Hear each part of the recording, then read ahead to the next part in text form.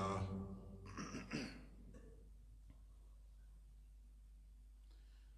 الحمد لله نحمده ونستعينه ونستغفره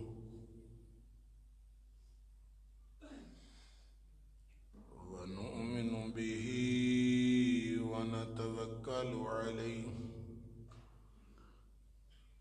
ونعوذ بالله من شرور أنفسنا ومن سيئات أعمالنا من يهده الله فلا مضل له ومن يضلل فلا هادي له وأشهد أن لا إله إلا الله وحده لا شريك له وأشهد أن محمدًا عبده ورسوله صلى الله أرسله بالحق بشيرًا ونذيرًا بين يدي الساعة فمن يطع الله ورسوله فقد رشد واهتدى ومن يعص الله ورسوله فقد ضل وغوى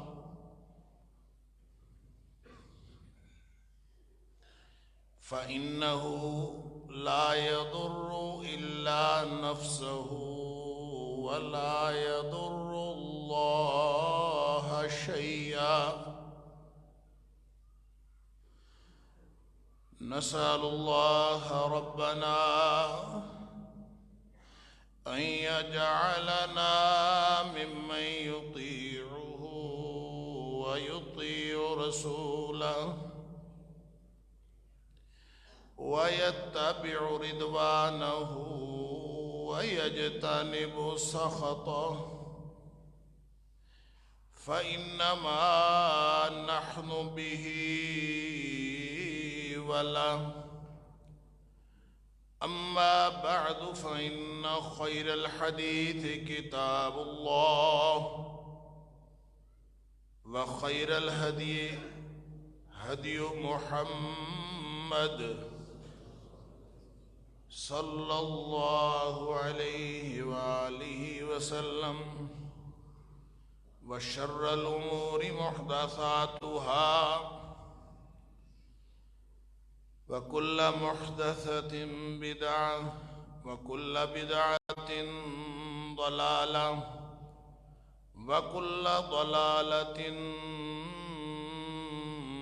في النار فأعوذ بالله السميع العليم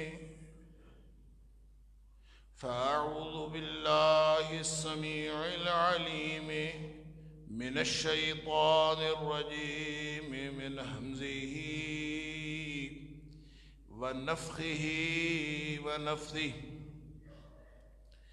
بسم الله الرحمن الرحيم والعصر إن الإنسان لفي خسر إلا الذين آمنوا وعملوا الصالحات وتواصوا بالحق وتواصوا بالصبر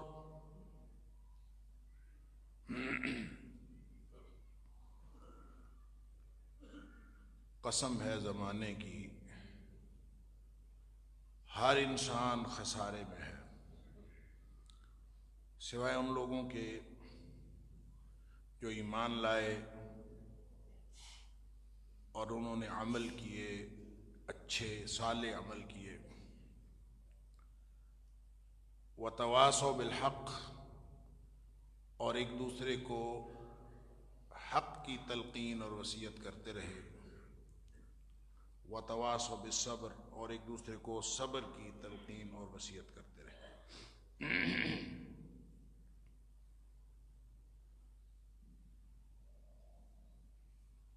اللہ کریم نے جس امتحان کے لیے ہمیں اس دنیا میں بھیجا ہے، اس کی کامیابی اور ناکامی کی فکر اگر ہر لمحہ انسان کو لاحق نہ ہو تو انسان خسارے میں خود بخود چلا جاتا ہے۔ اس حقیقت کے بارے میں گزشتہ 2-3 جمعات میں گفتگو اللہ کی توفیق سے آپ کے سامنے رکھی تھی،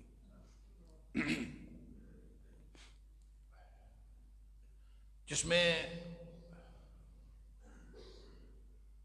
جو بات قرآن اور حدیث کی روشنی میں سمجھ میں آئی تھی وہ یہ ہے، اس کا خلاصہ یہ ہے کہ ایمان، عمل، تواصی بالحق اور تواصی بالصبر، یہ چاروں چیزیں آپس میں ملی ہوئی ہیں، یہ ایک دوسرے سے جدا نہیں۔ کوئی شخص اگر ایمان لے آئے عمل نہ کرے تو عمل کے بغیر ایمان فائدہ مند نہیں ہوتا۔ وہ تو ایسے ہی ہے جیسے اس نے طے کر لیا کہ میں آئندہ کوئی کام کرنا چاہتا ہوں، کوئی کاروبار کا پلان بنا لیا، لیکن عملاً کچھ نہ کرے، یا اس نے کسی کالج میں، کسی ادارے میں کوئی کورس کرنے کے لیے داخلہ لے لیا، تو داخلہ مل گیا، لیکن داخلہ ملنے کے بعد پھر وہ عمل نہ کرے اور محنت نہ کرے تو ظاہر سی بات ہے کہ اس کو کبھی بھی وہ ڈگری نہیں مل سکتی جس ڈگری کے لیے اس نے داخلہ لیا تھا۔ تو ایمان عمل کے بغیر کوئی فائدہ نہیں دیتا، عمل کے ساتھ ایمان بڑھتا جاتا ہے اور بے عملی کے ساتھ ایمان کم ہوتا چلا جاتا ہے، اور انسان کو الٹیمیٹلی کوئی فائدہ نہیں ہوتا اگر کوئی شخص عمل کے اعتبار سے محنت نہ کرے اور ہر لمحہ اپنے آپ کو اس خسارے سے بچانے کی کوشش نہ کرے۔ اس کے لیے یہ مثال ہمیشہ اپنے ذہن میں رکھا کرے کہ نبی کریم صلی اللہ علیہ وآلہ وسلم سے پوچھا گیا کہ ایک عورت جو تہجد پڑھتی ہے، نماز پڑھتی ہے، روزے بھی رکھتی ہے، صدقہ بھی کرتی ہے، لیکن اس کا پڑوسی اس سے تنگ رہتا ہے، آپ نے فرمایا جہنم میں جائے گی۔ اسی طرح پوچھا گیا کہ ایک عورت ہے جو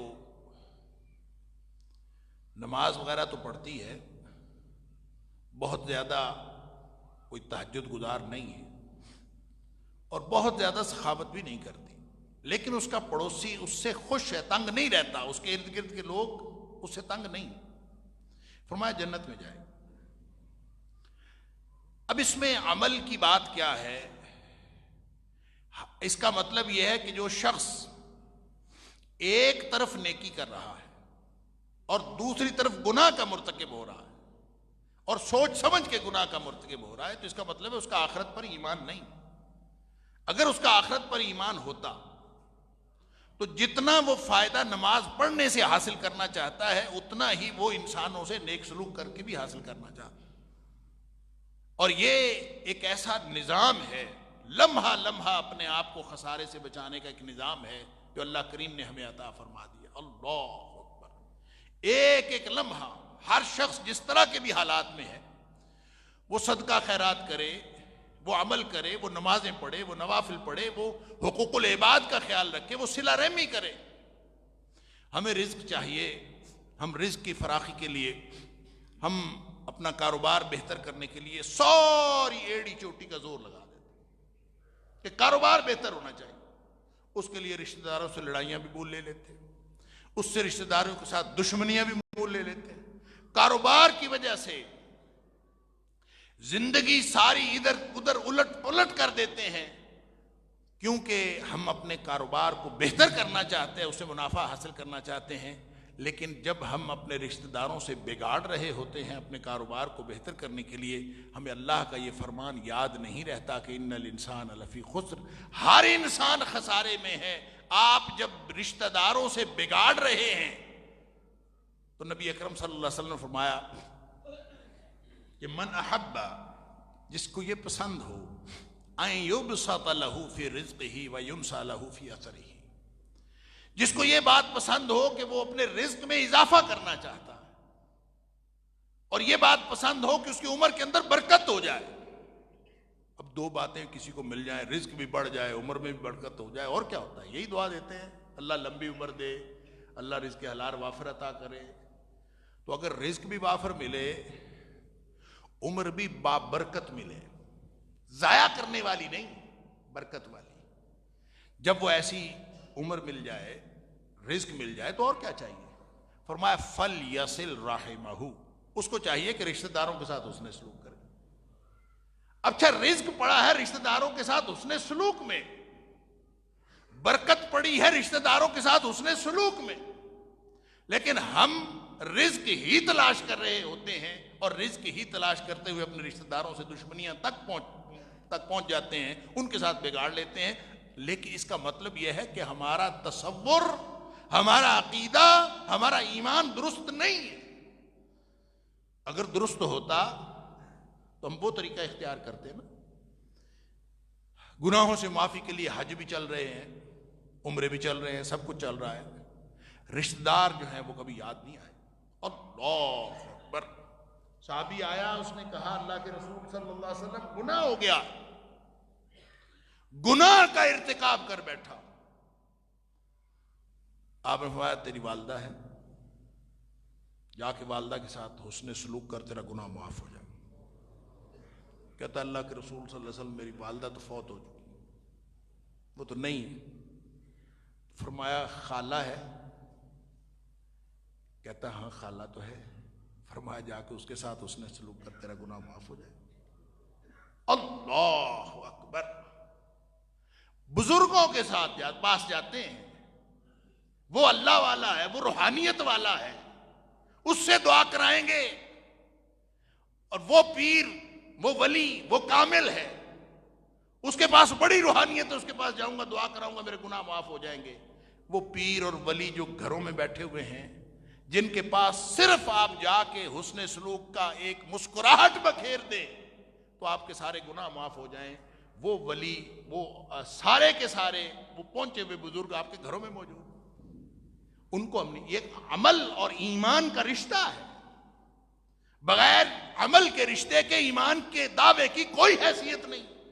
آپ کہتے رہے میں ایمان والا ہوں، ہاں ہوں گے آپ، ایمان کو اللہ آزماتا ہے، اور جب تک کوئی شخص ایمان کی آزمائش پر پورا نہیں اترتا تو ایمان تو واپس چلا جاتا ہے۔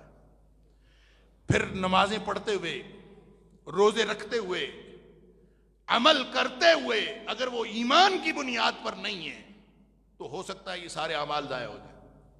فویل للمصلین نہیں پڑھا، نمازیں ضائع ہو جائیں گی، نمازیں پڑھنے والے بھی جہنم میں جائیں گے۔ روزے رکھنے والے، ان کو روزوں سے کچھ نہیں ملے گا، یہ نہیں پڑھا۔ ہر چیز اللہ کریم نے ایک نظام بنایا ہوا ہے، ایمان کی بنیاد پر عمل ہے۔ پھر عمل کسی غار میں بیٹھ کر، کسی کٹیا میں بیٹھ کر، کسی خانقاہ میں بیٹھ کر اللہ نے تقاضا نہیں کیا کہ عمل کر لو، اندر سے کمرے میں کنڈی لگا کے آپ عمل کر لیں، اس کو اللہ نے آپ کے اوپر، آپ کے ذمہ داری یہ نہیں لگائی، یہ تقاضا نہیں کیا۔ تقاضا یہ کیا ہے کہ 5 وقت جب مسجد سے اذان کی آواز آئے تو مسجد جانا ہے، لوگوں کے ساتھ ملنا جلنا ہے، ان کے اندر رہنا ہے، ان کی تلخی ترشی برداشت کرنی ہے، وہ جو الٹا آپ کو آل فول بات کریں وہ بھی برداشت کرنی ہے، جو سلوک کے اندر کبھی کوئی اونچ نیچ ہو جائے تو اس کو بھی برداشت کرنا ہے، وہ ہے ہی مومن۔ نبی اکرم صلی اللہ علیہ وسلم فرمایا المومن الذی یخالط الناس وَيَصْبِرُ عَلَىٰ أَذَاهُمْ، وہ مومن جو لوگوں کے درمیان رہتا ہے، پھر ان کی جتنی بھی تکلیفیں ہیں ان کی طرف سے پہنچتی ہیں، چاہے وہ زبان سے پہنچیں، چاہے وہ سلوک سے پہنچیں، اس پر صبر کرتا۔ فرمایا خیر من المومن الذی لا یخالط الناس ولا یصبر علی اذاہم، وہ مومن جو نہ تو لوگوں کے درمیان رہتا ہے، وہ الگ اپنی جھونپڑی میں بیٹھا ہے، تو اس نے کون سا صبر کیا اور اس کو کب تکلیف پہنچی؟ تو عمل اس معاشرت میں ہے، اس معاشرے میں ہے، اور معاشرے کا معنی ہوتا ہے عاشرہ یعاشر، معاشرہ مل جل کر رہنا۔ لہذا اسلام نے کسی تنہا عمل کی بات نہیں کی، عمل وہ ہے جو معاشرے میں رہ کر کیا۔ ایک فرد ہے، اس کے ماں باپ اس کو پیدا کرنے والے ہیں، بغیر ماں باپ کے تو کوئی دنیا میں نہیں آیا۔ ماں باپ سب سے زیادہ قریبی ہے، پھر بہن بھائی ہیں، پھر اس کے بعد بیوی ہے، میاں ہے، پھر اس کے بعد اولاد ہے، پھر اس کے بعد اہل محلہ ہیں، رشتہ دار ہیں، کرتے کرتے پورا معاشرہ اس کے اوپر اپنی ذمہ داریاں عائد کرتا ہے، اور اللہ کریم نے معاشرے کے حوالے سے بھی اس کے عمل کو جانچنا۔ لہذا ایمان کی بنیاد پر عمل، اور عمل بھی وہ کہ جس کے دل میں ایمان ہو اس کو تڑپ لگ جاتی ہے، اس کو یہ نہیں تڑپ لگ جاتی کہ میں اس دنیا میں جو کیلکولیشن ہوتی ہے خسارے اور منافع کی، اس کے ذریعے سے میں اپنا آپ منافع میں رکھوں۔ میں نے عرض کیا تھا خسارہ وہ ہوتا ہے جب اصل زر ضائع ہو جائے، اور زندگی کا اصل زر کیا ہے؟ زندگی ہے۔ زندگی کا اصل زر زندگی ہے، اگر وہ ضائع ہو گئی تو اس کا مطلب ہے اصل زر ضائع ہو گیا۔ اور جو ہی آپ کو ایک لمحہ گزرتا ہے تو اس لمحے اگر آخرت کے لیے کچھ کر نہیں لیا تو وہ لمحہ ضائع ہو گیا ہے اور وہ خسارہ ہے۔ اسی لیے میں نے عرض کیا تھا کہ آخرت کے لیے بڑے بڑے کام کرنا اور ایک طرف گناہ کے کام کرنا، گناہ تو گناہ ہے۔ اگر کوئی شخص جائز امور میں بھی زندگی گزار رہا ہے، صرف جائز مباح امور کر رہا ہے کہ چلو یار ناجائز تو نہیں ہے نا، میں جو کچھ کر رہا ہوں ناجائز تو نہیں، تو اس کا مطلب ہے وہ اس کی زندگی تو گزری جا رہی ہے، اصل زر تو اس کا ضائع ہو رہا ہے۔ اور اصل زر کو وہ کہاں یوٹیلائز کر رہا ہے؟ وہ صرف جائز اور مباح کاموں میں کر رہا ہے، وہ صرف زندگی برائے زندگی گزار رہا ہے، وہ زندگی برائے آخرت نہیں گزار رہا۔ زندگی برائے آخرت گزارنے کے لیے محنت کرنی پڑے، اس کے لیے آپ کو پوری طاقت لگانی پڑے، اور طاقت لگانے کے لیے اللہ نے کب مطالبہ کیا ہے کہ تم اپنے اوپر جو ہے وہ ریاضتیں اور مجاہدے کر کے ایسا کوئی عمل کرو۔ میں نے پچھلے جمعے میں بھی عرض کیا تھا کہ ایسے عمل کا تو تقاضا ہی نہیں کیا جو آپ کی استطاعت سے باہر ہے۔ لا یکلف اللہ نفسا الا وسعہا، اس نے تو مطالبہ کیا ہے کہ ان احب الاعمال الی اللہ ادومھا وان قل، تھوڑا سا عمل کر لو لیکن وہ ہمیشہ کر لو، زندگی کا معمول بنا لو، اللہ کو وہ عمل پسند۔ اس عمل کے ساتھ تیسرا مرحلہ ہے جو دوسروں کو بھی اس عمل میں شریک کرنے کا۔ جس کو آخرت کی تڑپ لگی ہوتی ہے نا، اس کو ساتھ یہ تڑپ بھی لگی ہوتی ہے کہ وہ جنت کیسی ہوگی جس میں میں جاؤں اور میرے ماں باپ نہ جائیں، وہ جنت کیسی ہوگی جس میں میں جاؤں میرے بہن بھائی نہ جائیں، وہ جنت کیسی ہوگی جس میں میں جاؤں اور میرے اولاد نہ ہو۔ اگر تو دل میں اللہ کا خوف ہے، آخرت کی ترجیح ہے، تو پھر قوا انفسکم واہلیکم نارا، پھر اپنے آپ کو بھی جہنم سے بچانا ہے، اپنے اہل و عیال کو بھی بچانا ہے۔ پھر وہ تڑپ لگتی ہے۔ پھر کوئی بھی شخص جب جہنم کی طرف جا رہا ہے تو دل کو تکلیف ہوتی ہے، دل کھنچتا چلا جاتا ہے، صرف مسلمانوں کے لیے نہیں، صرف اپنے رشتہ داروں کے لیے نہیں۔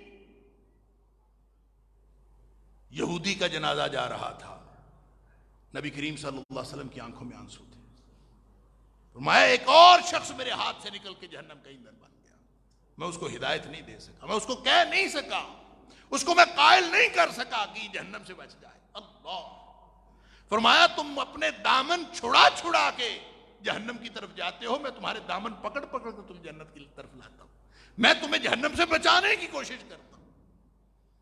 نبی کریم صلی اللہ علیہ وسلم نے پروانے مرتے ہوئے دیکھے تھے،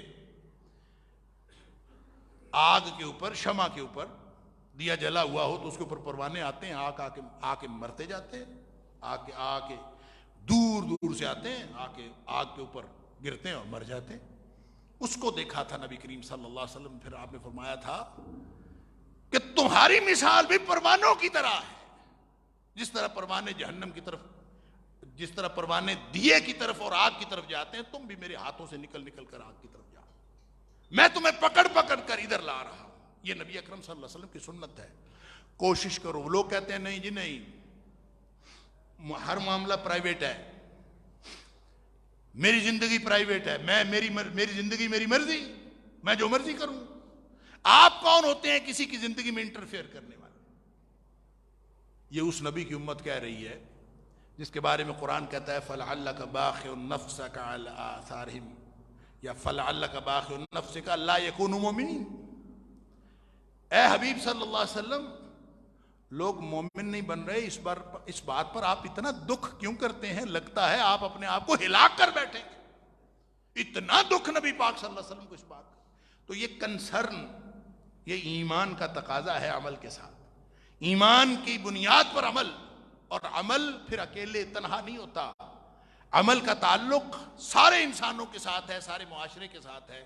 لہٰذا اللہ کریم نے، ہو سکتا تھا، یہ ریاکاری کتنا بڑا گناہ ہے، تو ہو سکتا تھا کہ کوئی شخص جتنا زیادہ چھپ کے نماز پڑھے اس کو اتنا زیادہ ثواب دیا جائے، ہو سکتا تھا، لیکن حکم دیا 5 وقت مسجد میں آنا ہے۔ یہ دکھا کے نماز پڑھنی ہے، یہ معاشرہ ہے انسانوں کا، یہ معاشرت پسند ایک دوسرے سے ملنے جلنے والے، اس کے اللہ نے اس کے اندر بے شمار معاشرتی اور نفسیاتی حکمتیں رکھی ہیں۔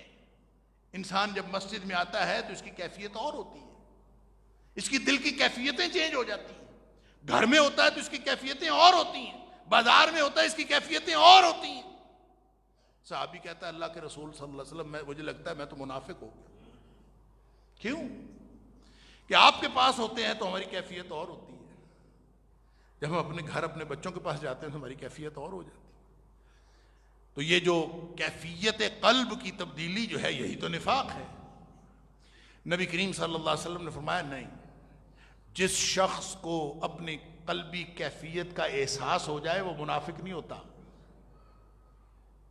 منافق وہ ہوتا ہے جس کو اپنی قلبی کیفیت کا احساس تک نہیں ہوتا کہ میں منافق ہوں۔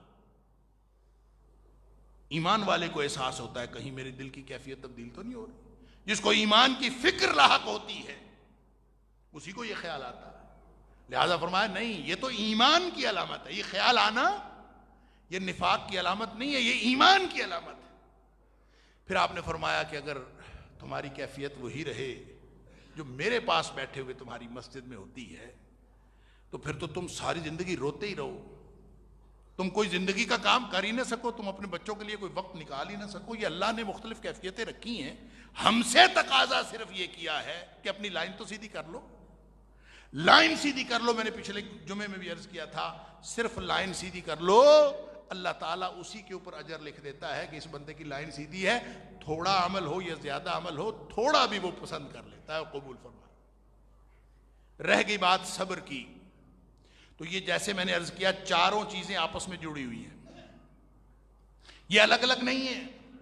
لہذا کوئی دنیا کا کام ایسا نہیں ہو سکتا جس میں صبر انوالو نہ ہو، ہر کام میں صبر انوالو، روکنا پڑتا ہے اپنے آپ کو، اپنے نفس کو لگام دینی پڑتی ہے۔ صبر کا معنی ہوتا ہے روک لینا، تو کس کو روکنا ہے؟ آپ اس کا ترجمہ ڈٹ جانا بھی کہہ سکتے ہیں۔ صبر کا اصل معنی روک لینا ہوتا ہے، اور روکنا کس کو ہے؟ اپنے نفس کو روکنا ہے۔ کس بات سے؟ کسی بھی کیفیت میں، کسی بھی کیفیت میں، خوشی کی کیفیت میں انسان کا نفس کچھ اور چاہ رہا ہوتا ہے، غم کی کیفیت میں انسان کا نفس کچھ اور چاہ رہا ہوتا ہے، عام زندگی میں انسان کا نفس کچھ اور چاہ رہا ہوتا ہے، جب کوئی اچانک حادثہ اور پریشانی ہو جائے تو انسان کا نفس کچھ اور چاہ رہا ہوتا ہے، اگر سامنے دشمن آ جائے تو انسان کا نفس کچھ اور چاہ رہا ہوتا ہے۔ جس بھی سچویشن میں جو کچھ انسان کا نفس چاہ رہا ہوتا ہے اس کو اس کام سے روک لینا اللہ اور اس کے رسول صلی اللہ علیہ وسلم کی مرضی کی وجہ سے، کہ نہیں بھی تیری بات نہیں ماننی، یہاں اللہ اور اس کے رسول صلی اللہ علیہ وسلم کا حکم ہے، یہ صبر۔ لہذا کوئی کام نہیں ہو سکتا جب تک انسان صبر نہ کرے، اپنے آپ کو روکے نا۔ آپ اگر ہم نے اردو والا صبر یا پاکستان والا جو صبر ہے وہ یہ ہے کہ صبر کرو، کیا مطلب کچھ نہ کرو۔ صبر کچھ کرنے کا نام ہے۔ کسی کو ہم صبر اس وقت کہتے ہیں جب کوئی راستہ نظر نہ آئے، اس کو کہتے ہیں بس پھر صبر ہی کرو، اور کچھ نہیں کر سکتے تو بس صبر کرو۔ اس کا مطلب ہے صبر اس وقت کیا جاتا ہے جب ساری امیدیں ختم ہو جائیں۔ ہمارا تصور صبر کا یہ ہے، ساری امیدیں ختم ہو جائیں تو اس وقت آپ صبر کرو۔ کیا مطلب؟ کہ بس اب نا امیدی ہے، جبکہ نبی اکرم صلی اللہ علیہ وسلم نے فرمایا الصبر ضیاء، یہ صبر نا امیدی اور اندھیرا نہیں ہے، صبر تو امید اور روشنی ہے۔ تمہیں کس نے کہا یہ نا امیدی اور اندھیرا ہے؟ یہ تو روشنی ہے، یہ امید ہے، انسان کو یہ امید دلاتی ہے۔ لہذا جو شخص صبر کرتا ہے اس کو عمل کی قوت ملتی ہے، قوت عمل کو تحریک ملتی ہے اگر وہ اپنے نفس کو روک لے۔ کیوں؟ اس لیے کہ نفس ہمیشہ برائی کی طرف لے کے جاتا ہے۔ کوئی آسان بات ہے ادھر سے اذان ہو، مسجد میں اذان کی آواز آئے اور آپ اپنے نرم گرم بستر پر سوئے ہوئے ہوں تو اس کو چھوڑ کر مسجد میں جانا کوئی آسان کام ہے؟ نیند چھوڑ کر، چاہے وہ سردیوں کی نیند تو سردیوں کی، گرمیوں کی نیند نہیں چھوڑی جاتی۔ اور جب وہ آپ کو اپنے نفس کو قابو کرنا پڑتا ہے، قرآن کہتا ہے وَإِنَّ النَّفْسَ لَأَمَّارَةٌ بِالسُّوءِ، یہ جو نفس ہے نا یہ ہمیشہ برائی کا حکم دیتا ہے۔ اس کے اندر بائی ڈیفالٹ اللہ نے ٹینڈنسی رکھی ہے، اس کو کھلا چھوڑتے جائیں یہ برائی کی طرف جاتا، اس کو کھلا نہیں چھوڑنا، اس کو لگام دینی ہے، اور اس کو لگام دینے کا نام صبر۔ جب اس کو آپ لگام دے دے گا نہیں تیری بات نہیں ماننی، اللہ اور اس کے رسول صلی اللہ علیہ وسلم کی بات ماننی۔ اگر آپ نے یہ اپنی کیفیتیں یہ بنا لی عمل میں، ایک تو مستقل عمل چاہے تھوڑا ہو، میں نے عرض کیا تھا اللہ نے کوانٹٹی نہیں دیکھنی، کوالٹی دیکھنی ہے۔ وہاں امتحان احسن عملا، حسن عمل کا امتحان ہے، اکثر عملا، زیادہ عمل کرنے کا امتحان نہیں ہے کہ کس نے کتنا کیا۔ آپ نے ساری زندگی کی نمازیں، ساری زندگی کے روزے، سب کچھ کیا ہو، لیکن اس میں کوالٹی نہ ہو تو کوئی فائدہ نہیں، عمل ضائع نہیں ہونے۔ هل ننبئکم بالاخسرین اعمالا الذین ضل سعیہم، جن کی ساری زندگی کی محنت ضائع گئی۔ اللہ اکبر۔ اور سب سے خوفناک بات یہ ہے وَهُمْ يَحْسَبُونَ أَنَّهُمْ يُحْسِنُونَ صُنْعًا، سب سے خطرناک بات یہ ہے کہ جس وقت وہ عمل کر رہے ہوتے ہیں نا ان کو یہ احساس تک نہیں ہوتا کہ ہم غلط کر رہے ہیں، ان کو یہ احساس ہوتا ہے کہ ہم تو ٹھیک کر رہے ہیں۔ لہٰذا آپ دیکھ لیجئے جس سے پوچھیں وہ کہتا ہے میں ٹھیک کر رہا ہوں۔ دیندار بھی ٹھیک کر رہے ہیں، دنیا دار بھی ٹھیک کر رہے ہیں، آپس میں اختلاف کرنے والے بھی ٹھیک کر رہے ہیں، آپس میں اتفاق کرنے والے بھی ٹھیک کر رہے ہیں، جو مشرق کو جا رہا ہے وہ بھی ٹھیک کر رہا ہے، جو مغرب کو جا رہا ہے وہ بھی ٹھیک کر رہا ہے، جو شمال جنوب کی سمتیں رکھنے والے سارے ٹھیک کر رہے ہیں۔ تو پھر ٹھیک کیا ہے؟ ٹھیک صرف وہ ہے جو اللہ اور اس کے رسول صلی اللہ علیہ وسلم نے حکم دیا، بس۔ باقی سارے ٹھیک ہماری اپنی اپنی انٹرپریٹیشن ہے۔ اللہ نے قیامت والے دن جس چیز کو دیکھنا ہے وہ پہلے قلب دیکھنا پھر عمل دیکھنا۔ ان اللہ لا ينظر الى صورکم ولا الى اموالکم، نہ اس نے تمہارے مال دیکھنے نہ شکلیں دیکھنی، اس نے کیا دیکھنا ہے؟ ولکن ينظر الى قلوبکم واعمالکم، پہلے تمہاری قلب کی کیفیت دیکھے گا، کس نیت سے اس نے کام کیا، اس کے دل میں کیا تھا، کیوں یہ عمل کرتا تھا۔ اگر نیت ٹھیک ہے اور پھر ظاہری شکل بھی اعمال کی دیکھنی ہے، ایسا نہیں ہے کہ صرف دل دیکھ لینا ہے اور بس اعمال کوئی نہیں. اس نے کہا جی میں پہنچا ہوا ہوں یا فلاں شخص پہنچا ہوا ہے. پہنچا ہوا کا کیا مطلب؟ اس کی کیفیت ہے دل کی ٹھیک. ظاہری عمل ساری زندگی خلاف سنت، نبی کریم صلی اللہ علیہ وسلم کے دیے ہوئے دین کے خلاف، لیکن ویسے پہنچا ہوا ہے، بے لباس بیٹھا ہے، پہنچا ہوا ہے. یہ عمل اللہ کو پسند نہیں ہے. پہلے دل دیکھنا ہے، پھر اس کی بنیاد پر اللہ نے عمل دیکھنا ہے. اور عمل کا معیار کیا ہے؟ وہ نبی اکرم صلی اللہ علیہ وسلم، لقد کان لکم فی رسول اللہ اسوۃ حسنہ. لہذا صبر کی جو سب سے پہلی قسم علماء کرام نے کی ہے وہ یہ ہے کہ صبر 3 قسموں کا ہوتا ہے. کوئی نیک عمل انسان صبر کے بغیر کر نہیں سکتا، اس لیے صبر پر عمل بھی کرنا ہے، صبر دوسروں کو بتانا بھی ہے. وتواصوا، اور تواسی میں نے آپ سے عرض کیا تھا کہ وصیت جو ہوتی ہے، ایک دوسرے کو وصیت کرنا. ایک تو وہ وصیت ہمارے ذہنوں میں یہ ہے صرف وہ وصیت ہوتی ہے جو مرتے وقت کی جاتی. وصیت کا معنی ہوتا ہے تاکیدی حکم، تاکید کرنی. لہذا ایک دوسرے کو صرف کہنا نہیں ہے، تواسی بالحق کرنی ہے کہ اگلا بندہ مجبور ہو جائے کہ یار یہ جان ہی نہیں چھوڑتا، چلے کر ہی لیتے ہیں. کبھی کریں تو صحیح، اس طرح تواسی کریں، حق کی تواسی. بے شرم باطل والے شرم نہیں کرتے، حق والے شرم کرتے ہیں. لہذا اللہ فرماتا ہے کہ خسارے سے اگر بچنا ہے تو صرف کہیں کٹیا میں بیٹھ کر عمل کر کے یا کسی مسجد کے کونے میں بیٹھ کے عمل کر کے وہاں پہ کامیابی نہیں ہوگی، خسارے سے نہیں بچا جائے گا، بلکہ تواسی بالحق کرنی پڑے گی. کہ آپ کو کہیں کسی وقت، جہاں کہیں، جس وقت، جس طرح کا حق آپ کے سامنے ہو اس پر عمل بھی کرنا ہے، دوسروں کو بتانا بھی ہے کہ یہ حق ہے. اور بتانا بھی اس طرح سے ہے کہ ان کو مجبور کر دینا ہے. اللہ اکبر. ایک حدیث کے میں آتا ہے نبی پاک صلی اللہ علیہ وسلم نے فرمایا لَتَأْمُرُنَّ بِالْمَعْرُوفِ وَلَتَنْهَوُنَّ عَنِ الْمُنْكَرِ وَلَتَأْتِرُنَّهُ عَلَى الْحَقِّ عَطْرًا. تمہیں لازماً نیکی کا حکم دینا پڑے گا، لازماً برائی سے منع کرنا پڑے گا. لَتَأْمُرُنَّ بِالْمَعْرُوفِ وَلَتَنْهَوُنَّ عَنِ الْمُنْكَرِ. لازماً نیکی بتانی پڑے گی، لازماً برائی سے منع کرنا پڑے گا، اور لوگوں کو حق پر مجبور کر دینا پڑے گا. وَلَتَأْتِرُنَّهُ عَلَى الْحَقِّ عَطْرًا. لوگوں کو حق پر مجبور کرنا ہوگا. اگر کر رہے ہو تو یہ تواسی بالحق ہے، خسارے سے بچنے کے لیے بہت ضروری ہے. اور جب انسان کے دل میں یہ ہونا کہ میں نے آخرت کے خسارے سے بچنا ہے، دوسرا کوئی مانے یا نہ مانے، ہم نے یا تو کسی کو کچھ کہنا نہیں ہوتا، اور اگر کہتے ہیں تو ہم سمجھتے ہیں منوانا ہمارے ذمے ہے، اور منوانا ہمارے ذمے نہیں ہے. منوانا تو نبی اکرم صلی اللہ علیہ وسلم کے ذمے نہیں تھا. اللہ اکبر. انک لا تہدی من احببت ولکن اللہ یہدی من یشاء. اے حبیب صلی اللہ علیہ وسلم، جو آپ کا دل چیک کرتا ہے نا کہ یہ ہدایت یافتہ ہو جائے، آپ کسی کو ہدایت نہیں دے سکتے. ولکن اللہ یہدی من یشاء. اللہ جسے چاہتا ہے وہ ہدایت دیتا ہے، لیکن آپ کے ذمے ابلاغ ہے. وما علیک الا البلاغ.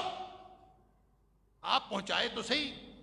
اور اگر آپ نے یا ایھا الرسول بلغ ما انزل الیک من ربک، آپ کو جو اللہ نے نازل کیا ہے وہ آگے پہنچائے. وَإِن لَّمْ تَفْعَلْ فَمَا بَلَّغْتَ رِسَالَتَهُ. اگر آپ نے یہ کام نہ کیا تو اس کا مطلب ہے آپ نے تو پیغام ہی آگے نہیں پہنچایا. لہذا صبر، نہ نیکی صبر کے بغیر ہو سکتی ہے، نہ اللہ کی اطاعت صبر کے بغیر ہو سکتی ہے، نہ نبی کریم صلی اللہ علیہ وسلم کی سنت پر عمل صبر کے بغیر ہو سکتا ہے. لہذا علماء کرام نے جو صبر کی 3 قسمیں کی ہیں، اس میں پہلی قسم ہے صبر علی الطاعات. اطاعت کے کاموں میں بھی صبر کرنا پڑتا ہے، نفس کو لگام دینی پڑتی ہے، اس کے بغیر انسان نہیں کر سکتا. اور دوسرا ہے صبر عن المعصیات. گناہ کے کاموں سے اپنے آپ کو روکنے کے لیے بھی صبر کرنا پڑتا ہے. نفس تو جاتا ہے ادھر بار بار چھلانگے لگاتا ہوا، اس کو صرف ذرا سا اس کی لگام ڈھیلی چھوڑیں، ان النفس لامارۃ بالسوء، یہ فوراً بھاگ جائے گا. اس کو لگام دینی پڑتی ہے، اور لگام دینے سے پھر کیا ہوتا ہے؟ اللہ کی رحمت اس کے اوپر سایہ فگن ہو جاتی. اللہ فرماتا ہے ان النفس لامارۃ بالسوء الا ما رحم ربی. ہر نفس برائی کی طرف لے کے جاتا ہے سوائے اس نفس کے جس کے اوپر اللہ کی رحمت ہو جائے، رب کی رحمت ہو جائے تو وہ بچ جاتا ہے. اللہ ہم سب پر اپنی رحمتیں نازل کرے. اور رحمت کا استحقاق حاصل کرنے کے لیے میں نے حدیث آپ کے سامنے رکھی تھی پچھلے جمعے کہ رحمت کا استحقاق حاصل کرنے کے لیے ہر وقت عمل کرنا پڑے گا، لگے رہنا پڑے گا اور سیدھے رہنا پڑے گا. اپنی ڈائریکشن ٹھیک کرنی پڑے گی. سددو وقاربو، یہ ذہن میں رکھتے ہوئے کہ میرا عمل مجھے جنت میں نہیں لے جا سکتا، پھر بھی اللہ کی رحمت کا استحقاق حاصل کرنے کے لیے اپنے آپ کو سیدھا رکھنا پڑے. اور تیسری قسم ہے صبر علی المصیبات. مصیبتیں تو آئیں گی، نیکی کرنا اور گناہ سے بچنا کوئی آسان کام ہے. پھر زندگی کی مصیبتیں چھوٹی بڑی یہ مصیبتیں آتی ہیں، اس کے اوپر بھی صبر کرنا ہے. کیا صبر؟ کیا نفس جو چاہتا ہے وہ نہیں کرنا. کسی وقت نفس چاہتا ہے کہ فرار حاصل کر لو، نہیں کرنا. جب اللہ اور اس کے رسول صلی اللہ علیہ وسلم کا حکم ہے کہ نہیں فرار حاصل کرنا تو نہیں کرنا. کسی وقت دل چاہتا ہے میں چیخوں، نہیں چیخنا. اللہ اور اس کے رسول صلی اللہ علیہ وسلم کا حکم ہے نہیں چیخنا. نوحہ کرنے کو دل کرتا ہے، نہیں کرنا. زبان پہ الفاظ آتے ہیں، دماغ میں جذبات امڑتے ہیں، دل اچھل اچھل کے باہر نکلتا ہے، روکنا ہے. صبر ہے، صبر علی المصیبات. مصیبت ہے پھر کیا، اس میں بھی صبر کرنا. لہذا جب تک یہ چار باتیں اس طرح سے نہیں ہوں گی اس وقت تک انسان خسارے سے بچ نہیں سکتا. یہ پورا نظام ہے زندگی کا جو اللہ کریم نے بتایا ہے. اسی لیے میں نے عرض کیا تھا کہ امام شافعی علیہ الرحمہ فرماتے ہیں کہ نہ اترتی باقی 113 صورتیں، یہ صرف ایک صورت نازل ہو جاتی ہے، انسان اس کو سمجھ کر اس کے اوپر عمل کر لیتے تو انسانوں کی ہدایت اور کامیابی کے لیے یہی کافی. اور آخر پہ میں وہ حدیث آپ کے سامنے رکھنا چاہتا ہوں کہ مصیبتیں بڑھتی چلی جاتی ہیں. مصیبتیں نبی پاک صلی اللہ علیہ وسلم کے دور میں کم تھیں، آہستہ آہستہ بڑھتی چلی جائیں. اللہ اکبر. اگرچہ نبی پاک صلی اللہ علیہ وسلم نے اپنے دور کے لیے بھی دعا سکھائی، اللہم لا تجعل مصیبتنا فی دیننا، اللہ ہمارے دین کے معاملے میں ہمیں کسی مصیبت میں مبتلا نہ کرنا. ولا تجعل الدنیا اکبر ہمنا ولا مبلغ علمنا ولا غایت رغبتنا، اللہ ایسا نہ ہو جائے کہ ہمارے ارادے، ہماری کوششیں، ہماری محنتیں، ہماری رغبتیں وہ ساری دنیا کے لیے ہو جائیں. اللہ ہمارا اس طرح سے رخ تبدیل نہ کرنا. یہ دعائیں تو نبی پاک صلی اللہ علیہ وسلم کے دور میں بھی تھی، لیکن جو بعد میں آنے والا دور ہے، خیر القرون کرنی ثم الذین یلونہم ثم الذین یلونہم، نبی پاک صلی اللہ علیہ وسلم فرمایا بہترین زمانہ میرا زمانہ، اس کے بعد جو آیا، جو اس کے بعد جو آیا. تو کرتے کرتے قرب قیامت جہاں ہم ہیں آج کیا بن گیا ہے. اس کے لیے آپ نے فرمایا وہ حدیث تازہ کر لیجئے جو آپ نے سن رکھی. اللہ تعالیٰ مجھے اور آپ کو، ہم سب کو ایمان، عمل صالح، تواصی بالحق اور تواصی بالصبر کی توفیق عطا فرمائے. نبی پاک صلی اللہ علیہ وسلم نے صحابہ کرام سے فرمایا کہ ایک وقت آئے گا جو ہے ہی صبر کا دور، ڈٹنے کا دور. ان من ورائکم ایام الصبر، اے میرے صحابہ تمہارے بعد ایک دور آنے والا ہے جو ڈٹنے کا دور ہے. کیا مطلب؟ وہاں مصیبتیں بے شمار ہوں گی، دین پر عمل کرنا مشکل سے مشکل تر ہوتا چلا جائے گا. اور پھر فرمایا والصبر فیہن کقبض علی الجمر، اتنا مشکل ہو جائے گا، اتنا مشکل ہو جائے گا جتنا مشکل آگ کا انگارہ ہاتھ میں پکڑنا مشکل ہوتا ہے. آگ کا انگارہ ہاتھ میں ہو تو بندے کو چین آتا ہے. اللہ کو معلوم ہے ہم اس دور میں ہیں یا اس کے بعد اس سے بھی زیادہ مشکل دور آنے والا. اللہ کو معلوم، ہمیں نہیں معلوم، لیکن مشکل بہت ہے.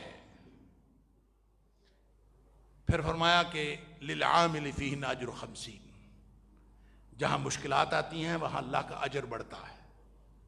فرمایا اس دور میں جو دین پر عمل کرے گا، ایک عمل کرے، چھوٹا عمل کرے، بڑا عمل کرے، دین پر ڈٹا رہے،